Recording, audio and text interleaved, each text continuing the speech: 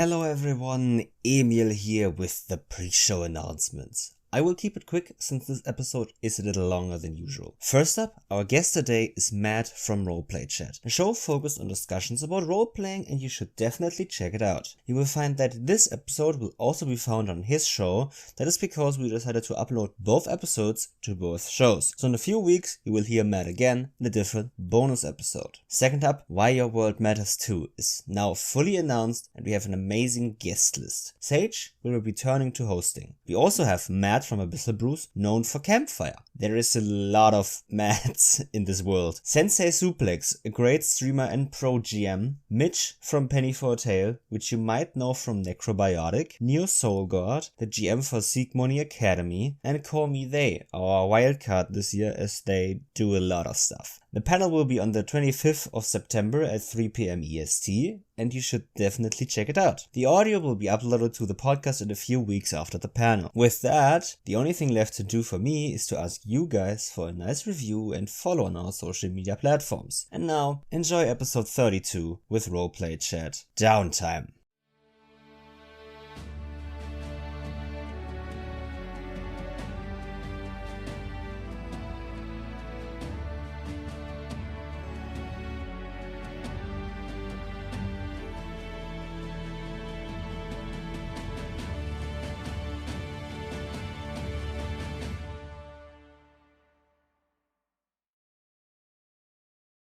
Hello and welcome everybody to the next episode of DoubleDM podcast in double time speed 32 it is. Niels, how are you doing? I can't complain. We just recorded our main part of the episode and it was awesome. And we should get into that right away because it was so jolly, joyful. I don't know. It was a great celebration of what we all three love to do. We all three talked about it and it was great. But first of all, I want to ask you, did you have a session this week? I did. Oh. It was basically just a travel session. Mm-hmm. So I'm not a big fan of those, but I weaved in some parts of backstory, I think. I mean, which they don't know yet. I mean, you can make travel fun and engaging by buying for whatever price Campfire from Abyssal Brews, who are great content creators and have released Campfire, an elegant travel system to make travel fun and engaging for your players, while also leaving place for backstory and other role-playing opportunities. I am not paid by Matt or Fernando. Thank you. The sad thing is about this, I had the session before I knew about this. Why did you have the session before you knew about Campfire? Everybody should know about Campfire. All right. You had a travel session. Yeah. And I'm not really sure how they thought of it or what they thought of it, but they saw some stone statues on the roadside and suddenly a Gorgon came out of nowhere, basically. But it was not just the typical D&D 5e Gorgon, which is basically a bull, but I reskinned it a bit to be a snake, because it is in the desert. And yeah, I will do some fun stuff with this, which will not be spoiled because some of my players are listening. Yay. Also, we have a session 0 coming up with you. We both do. So yeah, would you like to elaborate on that? I mean, people know from the Witcher episode that we do mini campaigns, like 10 sessions long mini campaigns in a certain different system to, first of all, learn new systems, second of all, improve as players and GMs, and third of all, for fun. And this time, at least a part of the group that was in the Witcher session is in that game that you are in with our other players. Is Vampire the Masquerade. Yeah, I'm excited for that. I am too. Because I don't really know what to expect yet. Oh, you're gonna expect a lot of intrigue. Bet your ass I am. And I'm all for it. But I don't really have a character concept yet. I have some things flying around, but nothing specific. Let me hear them. I'm here for it. It's a little convoluted, weird mind Okay. sliver thingies. So yeah, I have to get them in a form which I can present, because now it's just some weird words and syllables sometimes even to. I mean, that's what session 0 is for, after all. We said that we want to create Exactly. characters there, so there is no need to have that before that, but generally, having any idea of what Vampire the Masquerade is about, which is a lot of intrigue, a lot of, well, vampires. So Yeah. it's gonna be fun. I also have a second session 0 coming up in a bit, Mm-hmm. but in the Fate series, which we didn't get to talk about with Matt a lot, but he likes that Fate core system. I've been meaning to try it, and I have a different game coming up, also a mini series with other players about in that system, and it's gonna be a game world system. So basically, my players are trapped in a game, Mm-hmm. and I'm gonna play a character that plays a game character. All right. Very fun. If anyone has seen Sword Art Online, Log Horizon, or any of these type of anime, these isekais get trapped somewhere but still know everything, like the meta knowledge. That's what we're gonna play.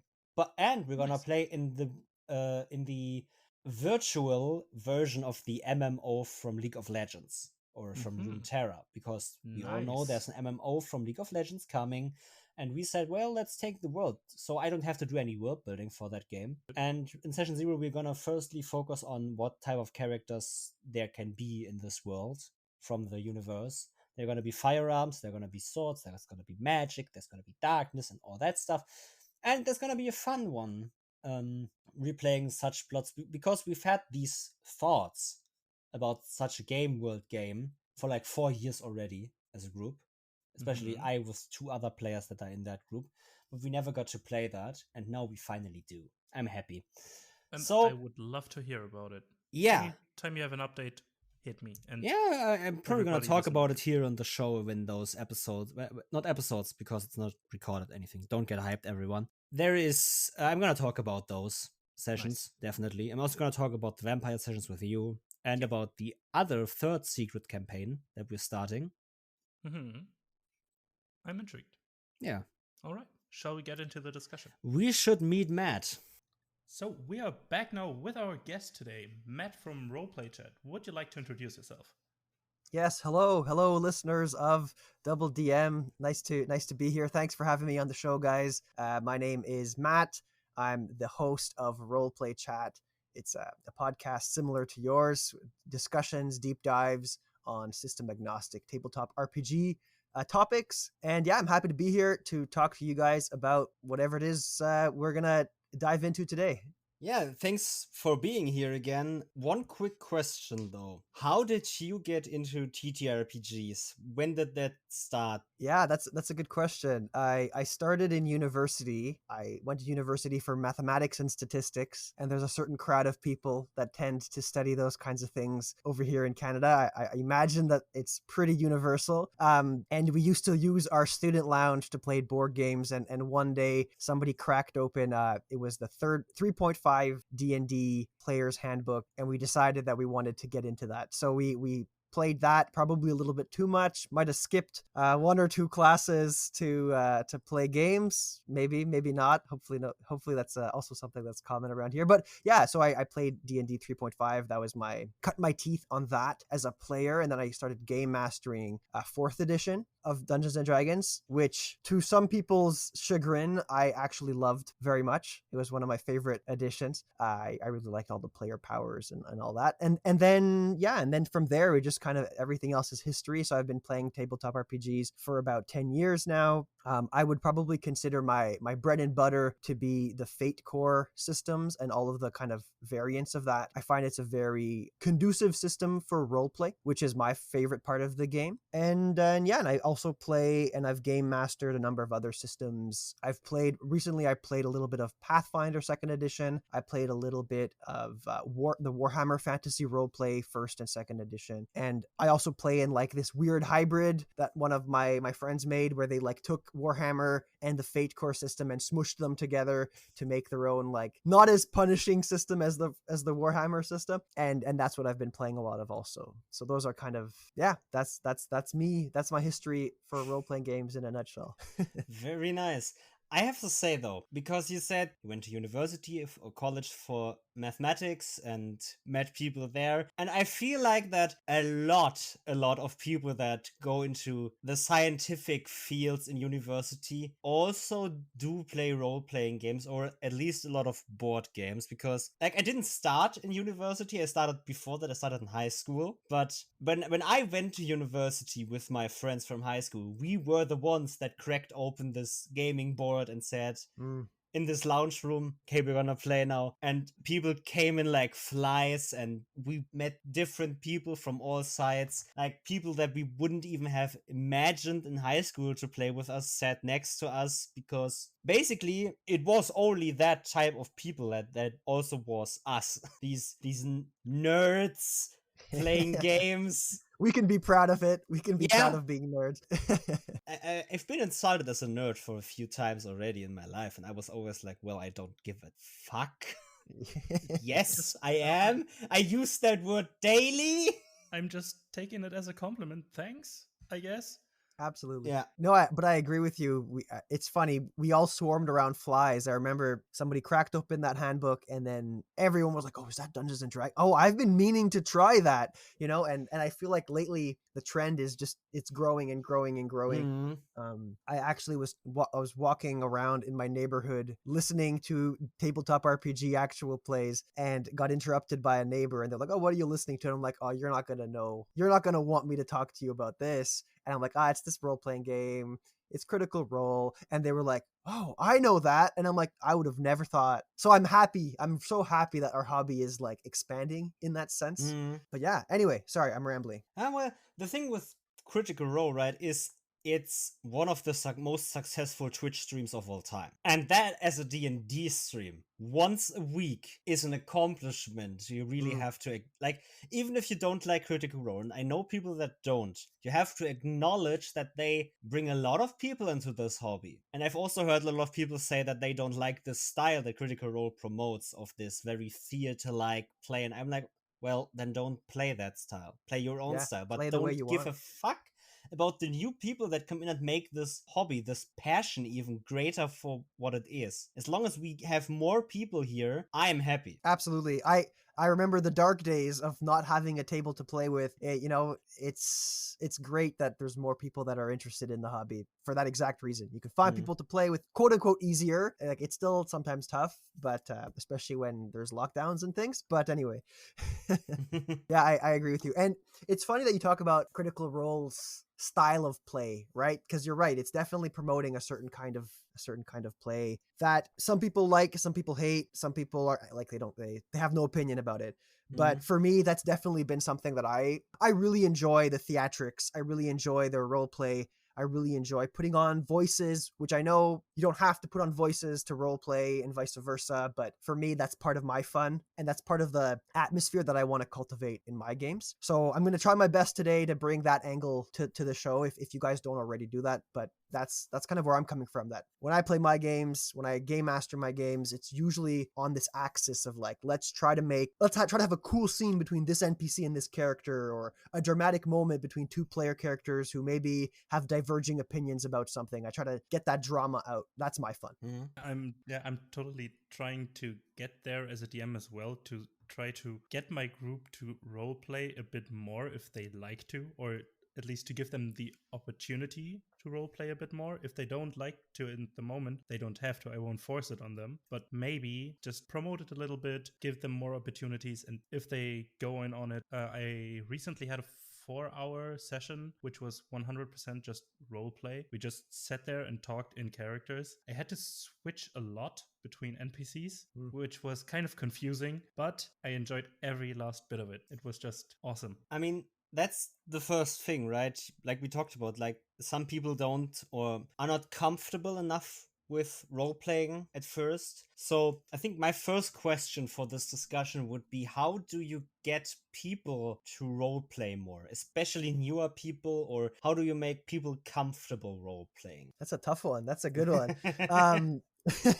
Okay, let me think. And obviously, I'm not like a professional game master or a professional role player, so I don't take my opinion for what it's worth. But for me, what I like to try to do to get people really excited about role playing is when I'm in the game master seat, just like push forward that agenda. Usually, when I'm running like a one shot where I'm introducing new players to the game, the first interaction that they're gonna have in the first 5 minutes of the game, I'm an NPC with a wacky voice, with a crazy personality, and I like initiate the game with high energy to say, like, almost like to set the expectation, like, this is what I'm gonna do. Match my energy if you want to. If you don't feel comfortable with this, that's okay. You don't have to do that. I find role playing games work on like inertia. Like they work on, if you start slow, the energy of the table it's hard to pick it up. But if you start fast, it's easy to keep it up. It's easy to bring it back down. You kind of get to control that, if that makes any sense. Mhm. It does, especially like you mentioned, managing expectations, which I think regular listeners of the show know this, but I think the only big mistake I ever did as a DM was not setting expectations right for my players, and it destroyed a full campaign for me because I didn't set the expectation right that I want to play a spy-like game, and they wanted more to play hack and slash. We kill all cultists, and that was a problem for us, and we are now having that campaign on ice, and wait, maybe it will be pick up, maybe not, but I didn't set the expectations right, and like coming in full force in the beginning of, hi, I'm this weird shopkeeper that you're now standing in front, what do you want to buy, and making it really clear that that is the type of game you can expect in the beginning really gives them a good way to assess if they are comfortable with that style. Do they instantly engage? Do they sit back and maybe observe? Because what I do is when I have a one shot for introducing newer players, I mostly have at least one of my veteran players at the table so that they basically are the ones that can lead the group if it falls flat. And I often also talk to them about it before the one shot. Yeah. Like, hey, these are new people, you know that. How about you sit back until you think you need to jump in to do something? Because it goes to my philosophy of play with newer players, play with new people at your table, because the more people you play with, the better you will become as a dungeon master, because you will know more people and broaden your style again. You know more people, you know how to DM for more people and for more diverse people, and these new players will bring a lot of new ideas to your table. Absolutely. If the veteran would come up and basically tell them how to open this door, how they always do it in your group for like the last 6 years, those new players' creativity would be stumped down and basically put into a corner, and that is not helpful. So I mostly tell my veteran that is there to help these newer players, take a seat back, just listen to it, and jump in if you think that they need your help, or when you can actually roleplay your character for showcasing how it's done, is in quotation marks, because there's no right way to do it, like we talked about already. Yeah, and I mean, some players don't want to role play. Yeah. That's fine, like that's cool that they don't want to role play, or they don't want to do it in first person too, right? There's this distinction between doing it in the first person when you're like, you put on the skin of your character and you talk as them, and you put on the funny voice or whatever, and doing it narratively, saying, okay, my character is gonna kind of respond this way, they're gonna back off and say something to the effect of, I don't want to do that, or yes, I take on the mission, or whatever. So if that's the case, that's also fine. And I, like you said, you let players know that they can say or do their role play however they want. But I feel like by taking the brunt of the embarrassment, quote embarrassment, right? Like, it's not an embarrassment for me to do the crazy voice and be a funny character, or a serious, deep, dark voice, blah, blah, blah, whatever. It sets this expectation that, like, okay, no matter what you do, it's not going to be as quote unquote embarrassing as what Matt just did. So people tend to open up and they feel comfortable doing that. And another way that I find to open people up to role play is to do it in situations where the stakes are a lot lower, right? If you're doing it in an environment where the player characters are talking to like the king of some empire, king of some kingdom, and the stakes are really high in the game, they might be too stressed out to role play. But if you're doing it in kind of in a period of downtime, if you're doing it in some kind of moment where the stakes are lower, you're just talking to the barkeeper, you're just trying to find an inn for the night or whatever, then maybe they can just put their focus on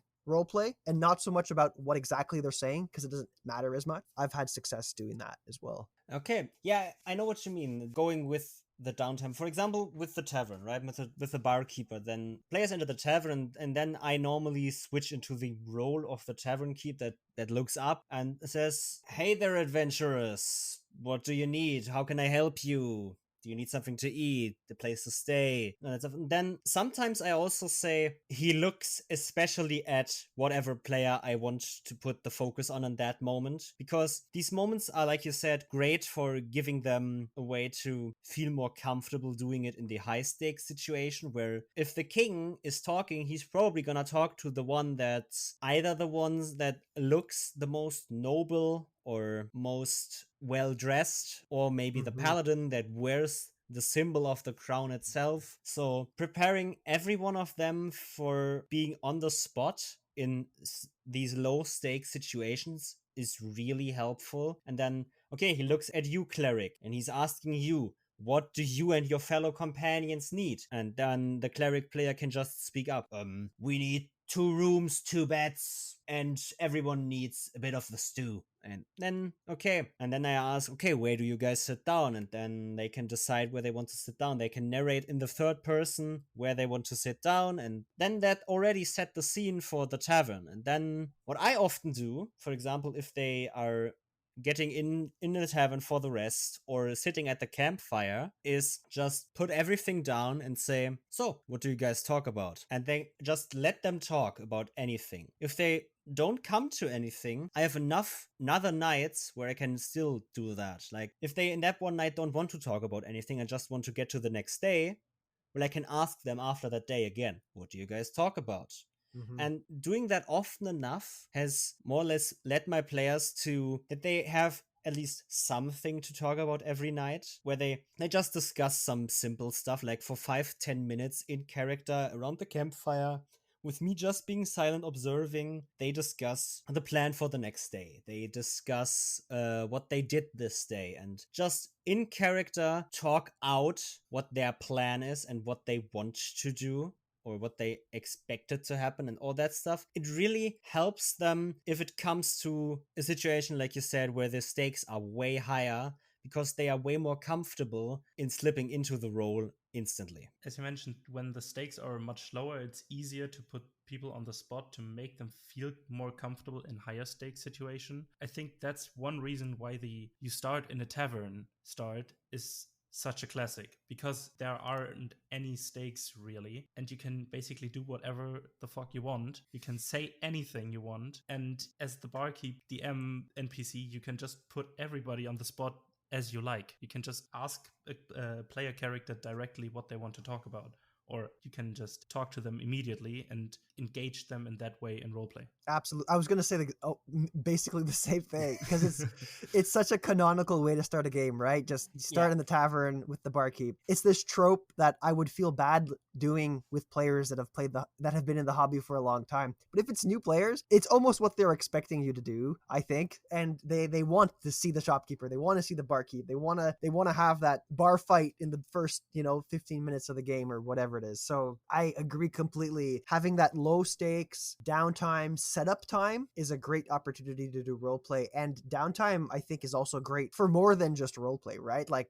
And now I think we're getting into the topic. Before the show we talked a little bit about what we might talk about today, and I think downtime was our consensus for what we'd want to talk about. I know this is maybe a long segue into introducing today's topic, but yeah, so I don't know if you guys have other uses for downtime that you guys wanted to talk about. I might chime in with more roleplay stuff, but I love downtime personally. I don't know if you guys do too. I love downtime, but I'm horribly bad at implementing it. Same here. The thing is, the way my players work is they want to go from point to point to point to point. It's hard to put a downtime in there because I don't know if I'm doing it wrong or if it's just not the style my table wants. And if that's the case, I'm completely fine with that. But, well, you could say they went to a town. And you could say that the time they spent in that town was downtime. But I don't know actually, because they went there and they found out some stuff. They then tried a lot of different approaches, and then they went out again into the woods into to doing their quest. The thing is, I expected them to go out of that town far sooner and basically return far sooner again to then get actual downtime. And yeah, I don't know. They spent like 5 days in that town basically just doing simple character stuff. And I'm talking about the gnome artificer went to visit her cousin. The paladin visited his temple. The rogue tried to find work. The monk tried to find nothing. I don't know what he was searching for really, but they all had these little tasks that basically were full roleplay. Like Matt's already said, downtime is great for roleplay because especially when I look at downtime, I always think of this time that is not done adventuring, time that is not done in the wilds. There is no danger from a monster or a bandit or whatever. You just sit there. And while I love downtime, and it reflects in how I always hand my players castle, a house, or whatever. I'm planning, and now all my Phantoms of Chaos players should not listen to the next part. Hey, wait a second. I'm planning on giving them a vineyard. Oh, Nice. cool. A complete winery in the south of the continent where they can just have this big mansion on a hill and beautiful views. And I'm already planning into how they're gonna spend downtime there, because there's gonna be enough place for them to basically get a production of wine going, so they could have a passive income. They could tend to the gardens, they could tend to the house, and all of that stuff is basically low stakes, no adventure, just simply playing a character, right? Downtime is more or less really just playing the simple side of a character. Yeah, that is what downtime is for me. Playing the character without really having to play them in danger, because normally I put my players in a lot of danger when they go adventuring. Yeah, I'll plan something fairly similar, but not giving them a vineyard or something, but having a huge festival of sorts in my homebrew world with one of my campaigns, where they just have 1 week of festivities where they can do whatever they want. They can visit exotic food stands and try the food, and then I'll have to come up with a recipe for something. But yeah, I like to do something like this. Maybe some games for them that they can play or stuff like that. Well, you mentioned festivals. I also really like festivals. my players have been to too many festivals in their time as players. No, but festivals are, like you said, great because you can basically showcase exotic cultures, exotic food, and basically make the place where you have that fest into a melting pot of cultures and have everything in there and have them meet NPCs and let them have fun. And we talked about this in episode 30 in the Witcher TTRPG. There is a section in the Game Master section which talks about giving the players time to appreciate the adventure, because if they don't have time to process what happened and what is gonna happen next, they will have less time to appreciate it. So having them in a tavern, at a festival, or in their house, just sitting back for at least this long rest or whatever, drinking a beer and doing nothing but appreciating what happened, that's gonna enhance what happened. That's gonna make it way more epic actually when they look back at it, because the characters also had time to process it. They don't get thrown from monster to monster to monster to monster to big bad evil guy. They have time to appreciate what happened. They have time to forge bonds with each other and become a real adventuring party and not just some people that work together. Yeah, what you're saying is actually, I think, super important. And like you mentioned a couple of things that I really resonated with there, both of you, when you were talking about downtime. But to me, the thing that's the most critical is exactly, you can't appreciate the highs without having the lows.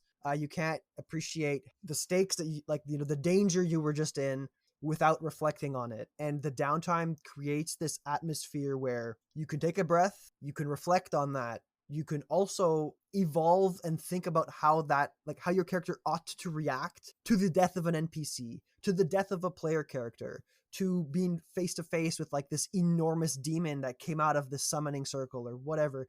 People don't get to react to those things in the moment. I mean, I guess they can, but you can't properly externalize your feelings when you're face to face with the monster. But you can certainly externalize it when you and your buddies are having a beer in the tavern.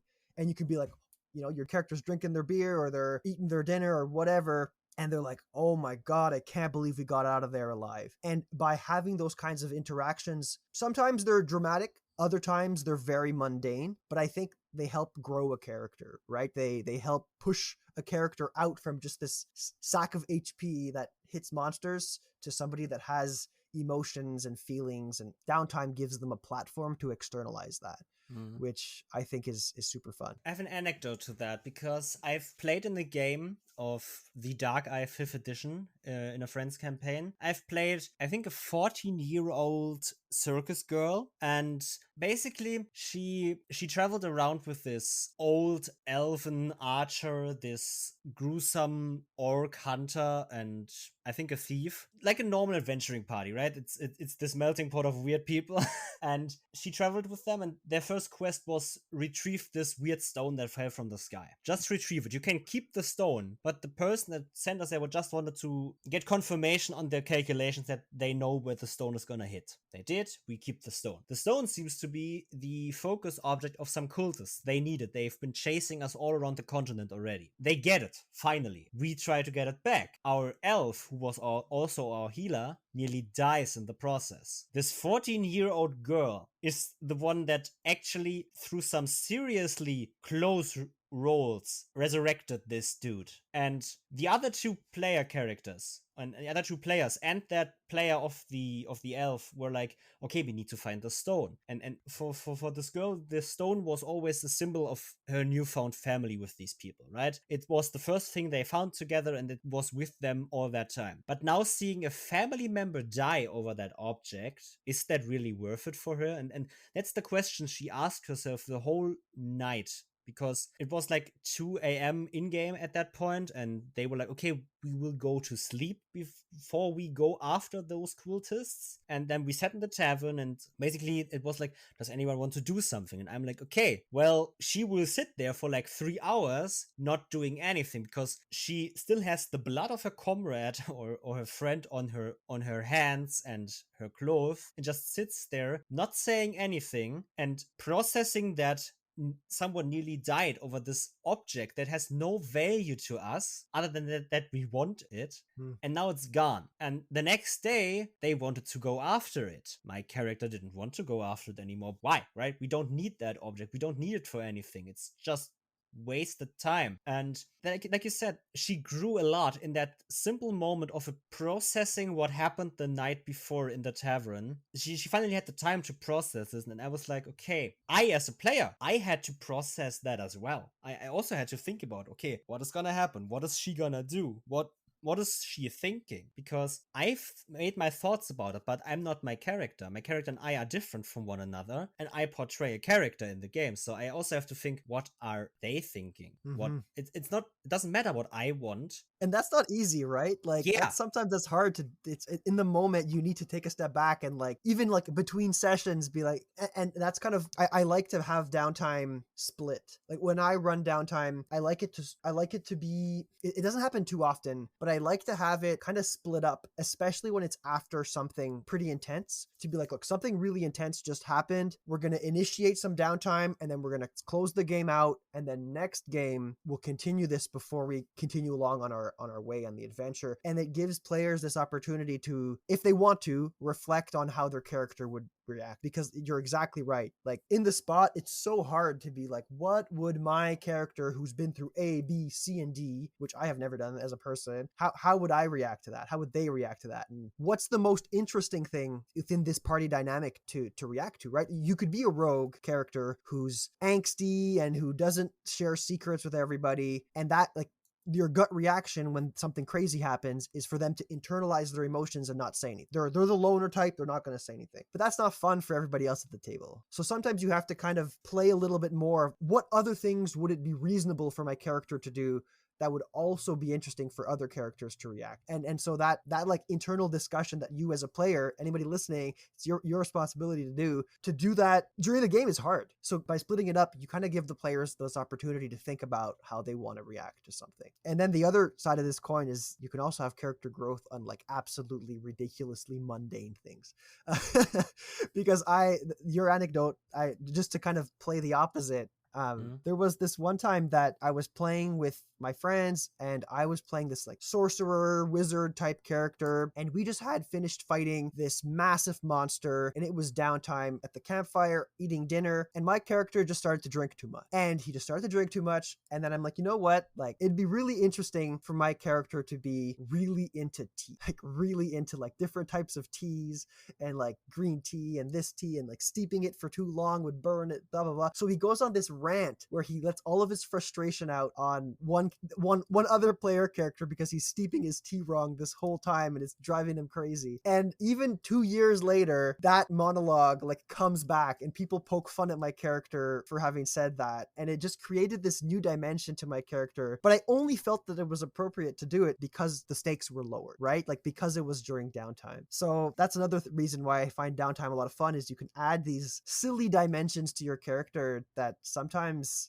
become part of the character in like an interesting way. Something like this happened to me recently. One of my player characters, a wizard, I think, some sort of spell slinger, was roasted by a fireball-y type of spell. And then in the session afterwards, the whole party got to meet the family of said character. And she tried to hide the fact that she was nearly burned alive, but everybody tried to poke little things or try letting go some anecdotes about that to upset the family in a way that would make the player character upset. And now through this kind of downtime thing, in a whole new character arc, some sort of ego boosting / redemption arc is going to take place soon. I don't know how I'm going to incorporate that yet, but I think this will be a lot of fun to witness how every character interacts with the fact that she got burned twice, once by words and once by fire. You got to make it 3 times, right? 3rd time's the charm. Yeah. I mean, that's the thing, right? It's a simple downtime activity of talking to the family, but it shows so much, right? It's a lot of, it shows a lot about the character and all the characters in downtime, what they would do with their free time. But because if I think about descriptions in downtime in D&D, for example, it's always like, okay, you have X amount of days between adventures. What do you do with that time? And I'm always like, well, that's the thing that I would think about at character creation even. What does this person do in their free time? Because let's face it, while I work as a programmer and system developer in my real life job, I sleep, I have friends I meet, and all that stuff. And then I also have free time and have a hobby, which is TTRPG. My character would be the same. They would also have a hobby. And then I always think, okay, what would this character do? For example, with that circus girl, while she isn't a bard in D&D terms because she can't cast magic yet, she plays a lot of music. She tries to learn a lot of instruments. So when she had downtime, she would always have either an instrument in her hands or trying to sing or whatever, because that's what she would do. I have another character that's this angsty, brooding rogue who, okay, this is maybe not at least a hobby, but she loves to get drunk. She loves singing sea shanties as a sailor. She also likes playing card games, right? You have these simple things that make a character whole. And I mean really simple things. I like to play card games. My character enjoys gardening. My character has a simple morning ritual. And downtime is the best way to showcase those things, because it doesn't take, I can get when, for example, I've had a player that played a ASMR wizard in one of my games who basically always got up when the sun was rising so he could pray to the sun for like a half an hour. And he described that often enough, and how he always wanted the last watch in the long rest so he can watch the sun go up. And that's fine, right? But in a downtime, he really has time to play that out. In downtime, he was like, okay, there's a temple in town of my god. I'm going there and want to pray with the priests. And then I was like, okay, do you want to describe how you guys pray? And then he really described for like 10 minutes how they are praying. And then I made it part of the religion. So downtime gives them the opportunity to really play out simple character stuff, be it flaws, hobbies, preferences, whatever. But it also works great for world building, in my opinion. You have a way to flesh out your world as a DM by just observing your characters, because one of them says, okay, my character likes spicy food. So he's gonna, in that downtime, try to get a lot of spicy food. He's gonna go to taverns, find the best spicy food in town, which is a totally valid thing. And then I'm gonna think about with the player, why do you like spicy food? Well, it's part of the region where I come from. People there like spicy food. And boom, that's more or less world building done. And it's organic. It works together. It's them really playing the character how they want to play it without me having any say over it. And it being part of the bigger world that we play in. Yeah, and the world just develops as any world would develop anyways. It just, any preferences now stuck onto a region, but you just have one preference of a player character and make it into a bigger picture, basically. It just works super organic together. That's why I like to flesh out the world enough, but give room for people to grow my world with me during downtime roleplay or preferences or character choices or whatever. That's awesome. That's a lot of fun. I'm trying to think of an anecdote that's similar to this, and it was a long time ago, so it's a little bit fuzzy. But as a game master, I similarly like to leave gaps in the world for my players to fill in. And I think it was going back to the festivals. They went to a festival, and I was like, I have no preference as to what this festival is going to be about. So I let the table decide what the festival ought to be, and they decided that it was going to be a watermelon festival in a part of the world that like did not have watermelon. It was like a Nordic cold place, and they wanted it to be the watermelon festival. So it generated all of these almost like these traditions of how the watermelons got to the town and why they're so important, and you can only eat them this time of year because otherwise you could never get them, and these caravans that would, transport them and yada yada. And it was really fun, and it was funny, and that adds part of the reason why I enjoy downtime is because you can make it funny without derailing. I love humor in my games, but I'm always scared that humor in a game in the wrong time will change the tone in like an irreversible way, right? If your bad guy or a villain gets introduced and their name is silly by accident, or somebody gives them a fun nickname that like just ruins it, then it's hard to get that tone back. But if you let people like use the downtime as a pressure valve to allow humor to come out and let all the players get all their jokes out in the downtime, then when you get back to like fighting the bad guy, hopefully they're all joked out and the seriousness can come back.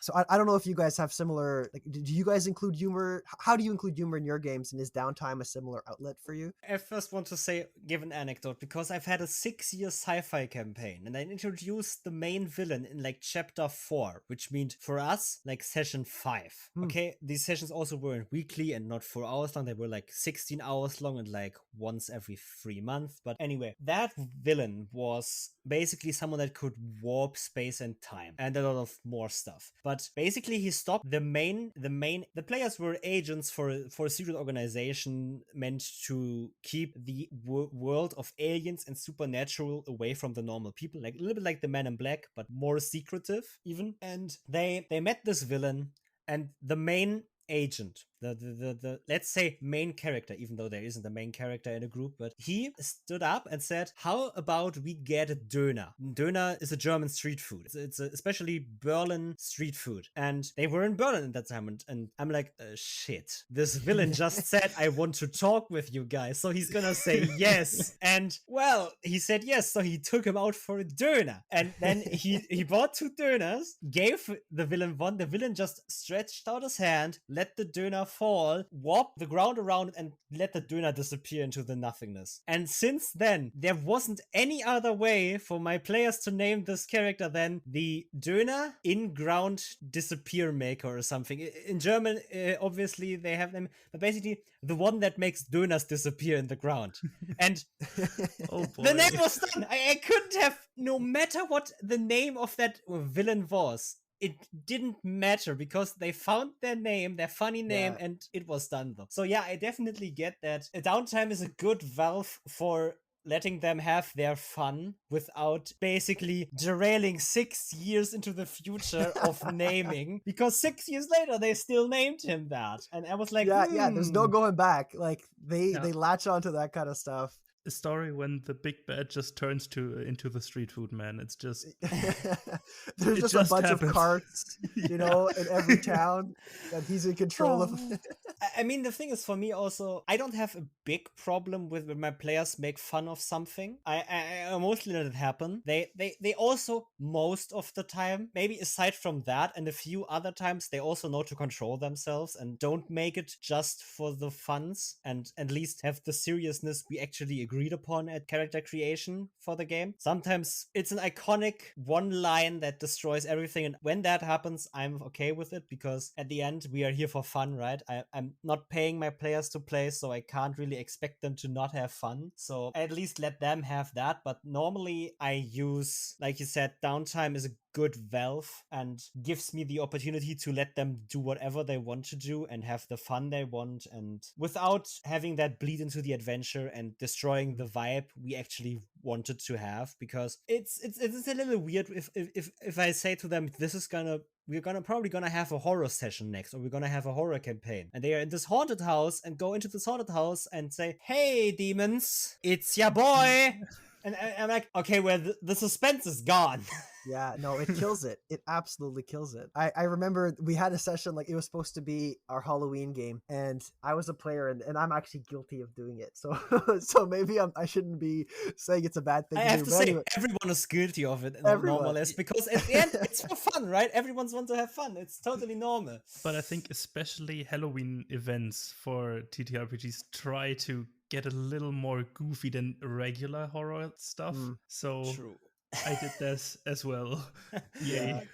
Okay, Matt, please continue. Yeah, so basically there was this we were in this crypt, and there was like this giant bone creature that the necromancer had like as his, not his pet, but you know what I mean, like the beast in the cave that was supposed to be lurking around and scraping the floors, and it was supposed to be very suspenseful. And as soon as we found out that it was completely made out of bone, we started calling it the boner. And and that was just done. Like all the suspense was gone. Yeah. Whenever we heard the scratching, we were like, "Oh, there goes the boner scratching on the walls." And it was just done, toast. Like there goes all the suspense, you know? Yeah. I mean, I'm definitely guilty of it as well. I don't have an anecdote per se for that as well, but I know for a fact that in the 9 years I've been a player, I've definitely done this to my DM, and I know all of my players have done it to me at least once, so it cancels out, you could say. It's just a thing that happens. It's in good fun, right? Absolutely. Sometimes I, as the GM, am even the one to realize the mistake of making a creature out of full bone in a dungeon and letting the, like, I'm the one that then says, "Fuck, it's the boner," and then it's gone anyway. But yeah, no, but anyway, yeah. If we could, you know, to segue back to downtime for that exact reason, let all the humor out there. Like you said, we're not professional players, we're not professional game masters, so even if we're of the understanding that we're going to try to be serious, you know, at the end of the day, it's a Friday night after work. It's been a long week at work, and you just want to let off some steam as a player. So you just say stupid shit. Like it just happens. Yeah. And downtime tends to facilitate that best. I mean, I have a question about general downtime sessions, what type of sessions there are, because the most important one I can think about is the shopping session. Everyone knows a good shopping session where you prepare your players for basically having a shopping trip through the shops in town to get new gear, to get equipment and everything, magic items, and just let them more or less have that time to really think about the stuff they want. And do you guys prepare for especially shopping sessions with your players? Do you tell them it's gonna be a shopping session? What do you guys want to buy? Do you have any ideas? Do you have a shopping list or anything like that? Yeah, I don't really do that. I just, if they want to buy something, they can buy something, and then it usually turns into a shopping session, because then they just keep remembering things they wanted to shop anyways, and just keep going and revisiting shops, I think like 5 or 6 times, because they always forget something. But I don't really plan on stuff like that. Okay. Yeah, that's a good, that I said I like downtime, but I hate shopping. I find a lot of that stuff very tedious. Like a lot of the activities that people usually associate with downtime, like shopping, building upkeep or like home base upkeep. What's the other thing? Like healing, right? Like in Warhammer or in the games that we play, there are wounds that stick around. So like you can get hurt and then there's like a permanent effect on your character for a long time unless you go see a professional healer or whatever. So all that kind of stuff I find very tedious. Inventory management too, like what do you have on your backpack versus what do you have in your chests. So I, as a game master, I tend to allow that kind of activity to happen outside of the game. Like when there's 5 or 6 people around a table, let's do the stuff that's going to engage 5 or 6 people. And that's kind of the understanding that my table has. Obviously, if there's like one really cool item that they want to buy or it's quest specific, then they'll go and talk to the shopkeeper and we'll like act out the scene. But otherwise it's pretty like tick tock tick, like checking boxes and like, yeah, you did that, good. Everybody, let's take 5 minutes, take care of our housekeeping, and then get back to the adventure. Yeah. And in my game, also the game that I've been running for a long time now, it's a pirate themed game, and I gave them a ship to like right out of the bat. The first game they had a boat, a big enough boat to keep all their stuff and their supplies, and it's in like a Caribbean style setting where most of the towns are separated by bodies of water. So they're constantly, when they're moving from one place to the other, they jump on their boat, and travel and downtime is kind of squished into one activity, which are I also don't like travel. So having them both, it was my way of being like, let's get it all done with, rip off the Band-Aid and get back to the adventure. I don't know if that answers your question. It definitely does, because normally when I ask questions on the show, I only want to start off discussions about stuff. So yes, it does. The thing is, I definitely, wait, let me ask a question first. A simple question. Do you guys track ammo in your games? Nope. Nope. Both no. Okay. But actually, there's an interesting thing that one of my game masters did for me once, and I loved it, and I've been implementing it ever since, is he did this thing where we got 3 freebies. So before going on an adventure, if we said, oh, we need to have rope to get across this chasm, but we didn't explicitly say that we had it, we can use a freebie. And maybe a rope is like a bad example, but we can be as specific as we want. It can be like, oh, we didn't bring a barrel of flammable gas that we need to use because we need this flammable gas to start a bonfire that's critical, blah, blah. I don't know if I'm making sense, but so we have 3 freebies. So it really expedited planning, right? Because when we're in a town and we're planning, like, okay, what kind of supplies do we need to do to scale this mountain? Is it going to be cold? Like, instead of thinking of all of the scenarios, we know we can rely on these 3 freebies. So if it rains, we can be like, okay, well, we brought a tarp. That was one of our freebie. Sorry to interrupt. Back to what you were saying. No, that's actually a great point, because a lot of games I know do this, that give the players like a thing. It's always called like, well, I'm prepared for the job, or the right tool for the job, or anything like that, because like, I don't want to say it stops the dungeon master from fucking over the players, but it stops the game fucking over players, because players, they can't prepare for every scenario. There will always be like, I've been in groups that never had a rope, and it became so boring so quick when you don't have a rope and you're in the mountains and you're like, well, we can't climb because we don't have climbing gear anymore. And these mechanics at least help with not slowing the game down. It doesn't become the slog of, well, now what are we gonna do? How do we gonna find a way around it? It's like, okay, well, yes, we have one. We don't care. And that's a great way to do planning and shopping for adventures, because it cuts down on the time, right? It definitely cuts down on the time for actually doing the planning, so you can get right back into the fun stuff you want. And it's definitely a rule I thought about implementing at my table, but then I thought about the theme I want for my game, for my Phantoms of Chaos game, and that was to get a little bit more of gritty, of a grim dark vibe to it. So in that game, yes, we do track ammo, because there has been numerous times when my players have run or could have run out of ammo, which would have created a new problem for them. And those are the problems I wanted them to deal with. And I think it's especially fun if you set those expectations, right? I said to them, this is gonna be grim and dark, you're gonna track ammo, you're gonna track HP. Long resting works different here. You need to make a survival check to even get the long rest, and all of that stuff. Maybe you don't get a long rest if you don't roll high enough, and all that stuff.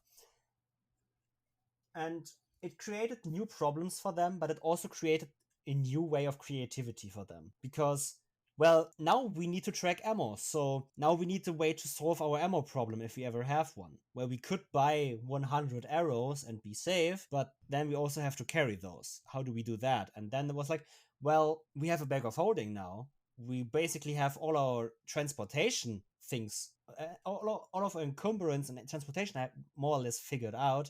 We have a cart with horses, so we basically also can move around with more or less a moving house, because they made that cart so they can actually also have a tarp over it and sleep in it and all that stuff. And it created a lot of new challenges for them that we agreed upon, that add these planning and shopping sessions as a necessity to the games, to how the game is supposed to work, but it also made them differently than for how you guys would run your games, right? They are way more of, okay, we need arrows, we need a new bow, we need new weapons, we need repairing on our armor and all that stuff, all this mundane stuff that others would just handwave, and I would handwave as well in other games, but in this game I wanted this, and it created a whole new set of downtime activities for them, which again goes back to, it's the simple stuff. It's the paladin going, every time he is in town for more than 3 days, going to the blacksmith and saying, hey, my armor needs repair. How much is that gonna cost me? And then I'm like, okay, well, it's not gonna cost you a lot, because it basically would just be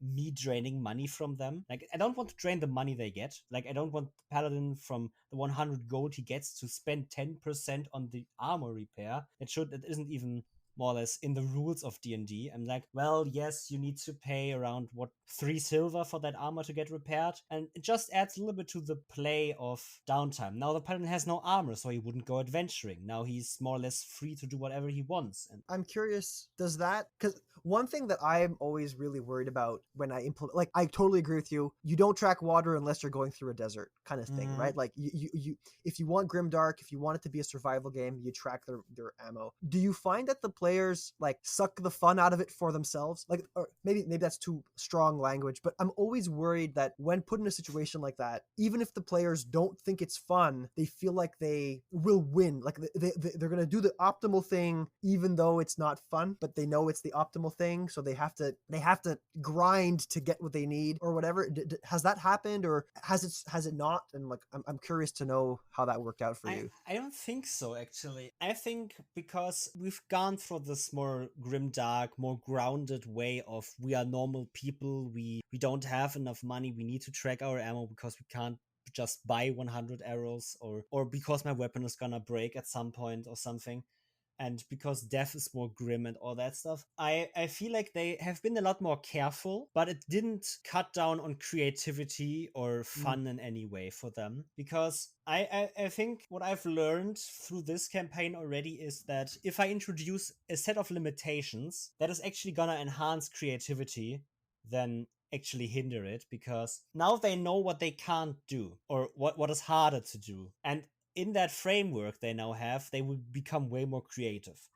They've found very interesting strategies already to circumvent some stuff that normally happens. They've acclimated very well to this new environment they are in as players, and I think, especially with my players, they are gonna find a way to make everything fun for them. There's still this moment of silliness in the game, like they are in the dungeon and around the campfire they are still telling jokes at each other and joking around a little bit, but then they go back into the fight, and basically the monk has only 5 arrows left, so he's gonna switch to fist combat because he doesn't want to shoot those 5 arrows because he might need them later. And it creates a new set of choices for them. I don't know, Matt, if you would agree, but I've said for the last few episodes that role-playing games are about taking choices and taking risks as a player and player character, because if you always can make the best calculated choice and basically always win, what's the fun, right? The best example I have, they were in a dungeon, there was a red glowing orb in the middle, and they decided to leave, or at least that was one of their options they wanted to take. The other option was shoot that orb and destroy it. Now, both options are fine in my opinion. Both options have their pros and cons probably for them, but obviously as a dungeon master, I don't want them to just leave the dungeon again after they've been in there. That's just not gonna happen. I'm just not gonna be like, yeah, well, that's what I expected you to do. I obviously wanted them to destroy that orb, And they were like, we don't know what's gonna happen when we destroy that orb. I'm like, yeah, well, I'm not gonna tell you what's gonna happen, because then why would you do it? There needs to be a set of uncertainty to it to make the game fun, because then you take those chances, and either the failing or the succeeding with those chances is what makes the game fun. And I feel like that this ammo tracking, grim dark, resting is harder, that's creating way more set of those choices for my players. That's actually super interesting. I've never thought of it that way. First, I'll say I agree with your statement that role-playing games are about choices. I would even go so far as saying it's about committing to choices as a player, even if you don't know. You know what I mean? Like, you make a decision and you stick with it because that's what makes it interesting. Like, if it's about a reaction to something, it's never fun to be neutral. It's always fun to be for or against something. Yeah. So pick one and stick with it. Commit to it because it creates an interesting dynamic. Same thing with, like you said, like you destroying that crystal or the orb or whatever. You don't know, but do it anyway. Or be against it and like take it and protect it. Or, you know, the enjoyment comes with the extremes. Mm-hmm. And you're absolutely right that ammo tracking and inventory management, it's another choice, and arguably it's an easier choice, right? Like, from a player's perspective, the consequences aren't as bad, but if you destroy the orb, it could be terrible. So it's almost like a stepping stone. It's another set of choices players can take with with lower risk, I guess. And that's kind of neat now that you say that. I've never thought of ammo tracking in this way. Everything Emil just described basically brings out a new set of problems for the players. Which also can lead to new opportunities and situations where characters can shine, even though the problem is pretty hefty sometimes. Because they may be able to show off somewhere a weird way of thinking about the situation, or using something they have in their inventory in a relatively creative way to further the ideas or find a solution to that. There's a second question I wanted to ask with tracking ammo, and I think we should wrap up the episode in a bit. But now the next question for both of you, since you guys don't track ammo, do your players use some stuff like alchemy fire? Do they buy that and use it? In my game, it has mostly been disregarded or just looked over because nobody has thought about it. But they wouldn't go out of their way to buy one alchemy fire and have unlimited ammo, if you would say this. But the thing is, I've realized that me making gear a more scarce resource for them, they've actually looked at their gear more. Like, a player came to me and said, wait, there's something like throwable fire. Why have I not bought this before? And I'm like, well, you never looked at the equipment in D&D.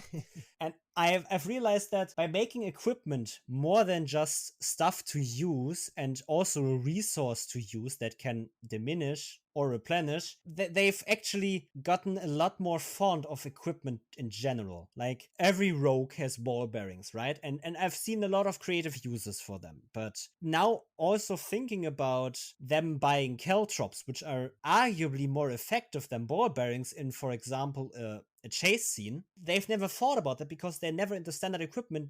That's the other thing you need to play your character, because they have to buy their equipment separately, or at least they have to think about buying their equipment separately. So yeah, because I made it clear to them, that getting back to the discussion we had in the beginning of setting expectations, I made it clear that equipment is going to be a lot more important in this game, and they should look at equipment.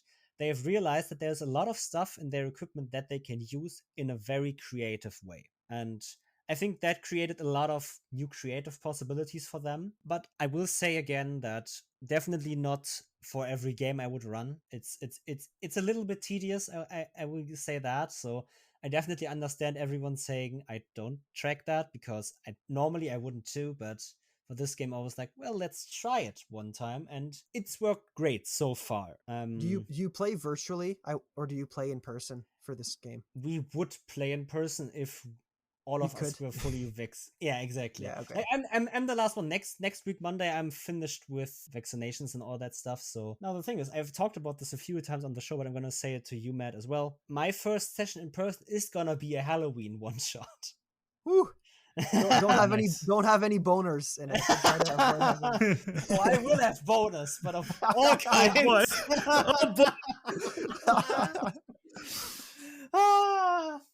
Like Neil said, this show's gonna be chaotic. Yeah.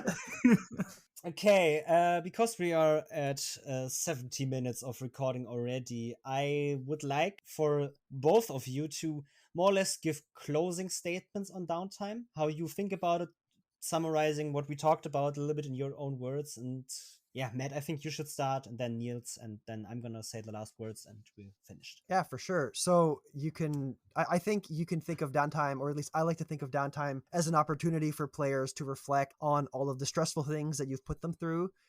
It's an opportunity for them to externalize. When you role play, I think it's very important to externalize emotions, to externalize reactions. And downtime is an amazing opportunity for players to do that amongst each other, around the campfire, with the bartender, while they're traveling. So if you're a player listening, or you're a game master listening, if you're a game master listening and you want your players to have a platform to do it, downtime is a great opportunity.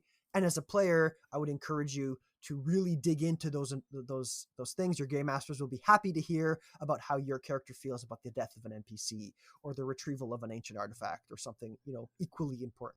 The last thing I'll say too is it's also a great opportunity to release humor and to explore some of the more mundane, or relatively silly things that can add dimension to your character, that can add dimension to the world. So take downtime for what it's worth, and don't just treat it as a checklist of inventory. I would say focus more on the role play. You can always do your checklist stuff, when you're off the table, just you and the game master or whatever. That's my opinion. Yeah, I basically can just agree to all that has been said right now, and just add that as a DM, you can use downtime with low stakes to encourage roleplay in your players, to give them backstory plots possibly during downtime, and can engage in roleplay in that way, and everything that Matt has just told us. Okay, I also have to say I agree with both of you, obviously. I think downtime really is a great opportunity for players to flesh out their character, and for DMs to get to know the characters. Asking a player specifically, what is your character doing in the next 7 days of downtime, and thinking with them about what is gonna happen. What is the barbarian gonna do? Is he gonna try to become the next champion of the arena? And do we want to play this out? What's his goal? And all of these sort of questions. And I would say the best advice I can give for downtime where you really don't have anything to do to DMs is just ask players some stuff. You can get specific with it. Like, ask the barbarian player, do you want to get to the arenas and have some fights there to gain some money or to gain some fame? Or you can just ask the player, what are you gonna do? What are you just gonna do? Right? You can ask players and go with specific questions, especially for newer players, because they might be overwhelmed when you tell them you can do everything you want. So just ask them, well, you have a rogue. Maybe you try to break into one of the houses just for fun. We don't have to play that out, but are you trying something like that? And then they are gonna think about, well, is my rogue gonna do this? No, my rogue isn't the type of person that breaks into houses just because he wants to. Boom, you learn something about the character, both of you, and that's great. So with that, we are at the end of our episode, and that means I'm gonna give over to Matt. Do you want to shout out anything? Where can people find you? And all of that stuff. Awesome. Yeah. Well, first of all, thank you to the two of you for having me on the show. It's been a lot of fun.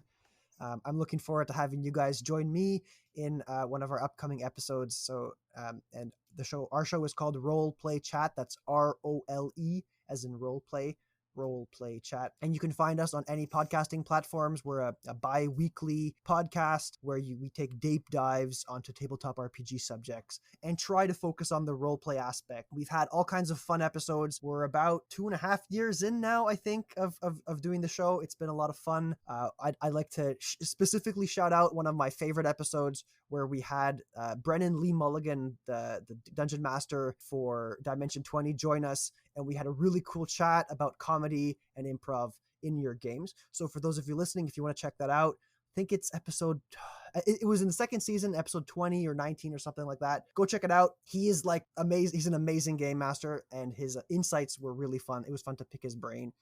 And you can find us on Twitter. I like to do all kinds of polls. I've been a little quiet there lately because I had a new baby, but I'm going to try to pick up Twitter again. You can follow us there at roll_play_chat. if you want to do that. And you had Brandon Lee Mulligan on your show. I didn't know that. It was I'm fun. like over here, like, thinking about what I'm gonna do after the episode. Well, I'm still watching The Unsleeping City right now. Before we start this episode, I literally just finished episode 2 of Unsleeping City and was like, I could start episode 3. Do it. He's so great. He is so great. Like, generally, we have so many great dungeon masters out there. I'm just a shit one. Trust me. I fall into that category too. Don't worry. Trust me, I've been a player in your campaigns, Emily. You aren't. Trust me. Yeah. Or at least for me. I don't know how everyone else thinks, but I think you're doing great. Thank you. Okay, so people can find us on every podcasting platform. Mainly the one you are listening on right now should be the one you normally use. We are also on Twitter and Instagram at DoubleDM Pod. We also have a Discord server, which you can find in our link tree if you want to chat with us. And that's been it for episode 32 of DoubleDM, where we talked to Matt from Roleplay Chat about downtime, role-playing, and a whole lot of other stuff, it seems. It was great having you. Thank you for being here. Thanks to the two of you. With that, the only thing I have to say is bye-bye. Thanks for listening. Bye-bye. Okay, everyone, calm down. I have to say something again. This is editing Emil, and I wanted to show you guys 30 seconds of outtakes that were done before we actually started this episode. Enjoy! Hello, everyone, and the next episode of DoubleDM Podcast. Okay, I need to redo that one. Oh my god! Okay, for those that don't know, I just dabbed and it's lost. Okay, 5, 4, 3, 2,